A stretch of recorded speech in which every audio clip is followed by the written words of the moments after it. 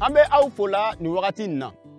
Balemaw, amena kalan min kɛ ni wakati la, o kalan ɲasini bɛ anw kamelenw ma.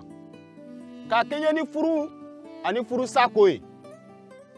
An y'a ye an ka bi tile la. Furusà cayala anw kamelenw ka furu la. K'a sɔrɔ an fakɔrɔbaw olu tun bɛ furu. Hali ka o to o ka denmisɛnninma na. O bɛ lamɔ, o bɛ kɔrɔ, ka to ni ɲɔgɔn ye. A ma kɛ komi gbɛlɛya kun tɛ olu ka gbaso kɔnɔ. Nga olu kun bɛ se ɲɔgɔn minɛ na. O kun bɛ se ɲɔgɔn ta la. O lo y'a to olu ka furu kun bɛ mɛn.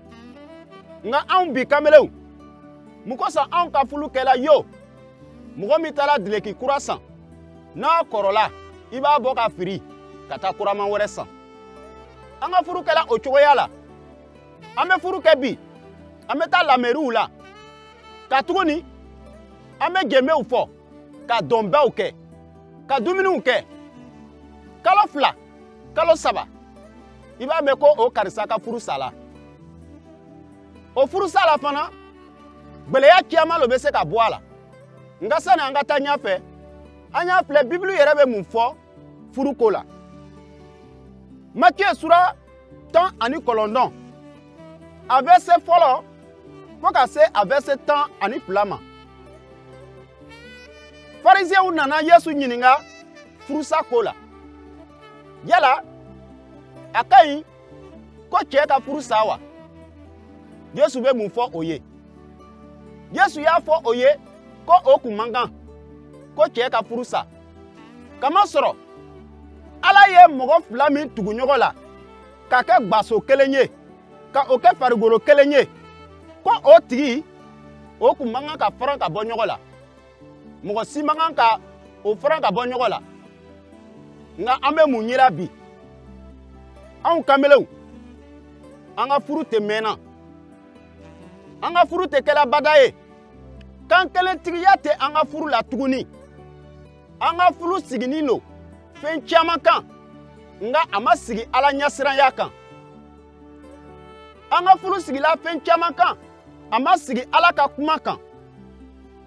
Ni an taara furusiri yɔrɔw la, Ala mɔgɔw bɛ duwawu ta an ye. O bɛ Ala ka kumaw fɔ an ye. Nga ni an bɔra furusiri yɔrɔ la ka se an ka gbaso kɔnɔ ka ban, an bɛ an teriw ka kumakan lo lamɛn. An bɛ an tɔɲɔgɔnw ka kumakan lo lamɛn. An bɛ tɔw ka furu ta ka jatiminɛ kɛ ka fara an ka furu kan. Nga Ala ka kuma bɛ nin fɔ an ye. Kamele, ko n'i ye muso ta, k'a tila ka a labila, k'a furu sa, ka muso wɛrɛ ta, k'i bɛ jɛnɛya la. Balemaw, anw kana to an b'a miiri ko an ka furu bɛ an yɛrɛ ta ye. Furu ye Ala ta lo ye. Ala lo ka gbaso lasigi. Ala ta lo bɛ gbaso ye. O lo la, ni an bɛ gbaso kɔnɔ, an y'a lɔn k'a fɔ Ala lo ka an sɔn o gbaso la. An bɛ o gbaso sira taama ni Ala ɲɛsiranya ye. An bɛ o gbaso sira taama ni Ala ka kanuya ye. I b'i muso ta k'a k'i balimamuso ye. I b'i cɛ ta k'a k'i balimacɛ ye. Ni aw ye o kɛ, Ala bɛna duba aw ka gbaso ye. A bɛna baraka don aw ka gbaso la. Aw ni ce.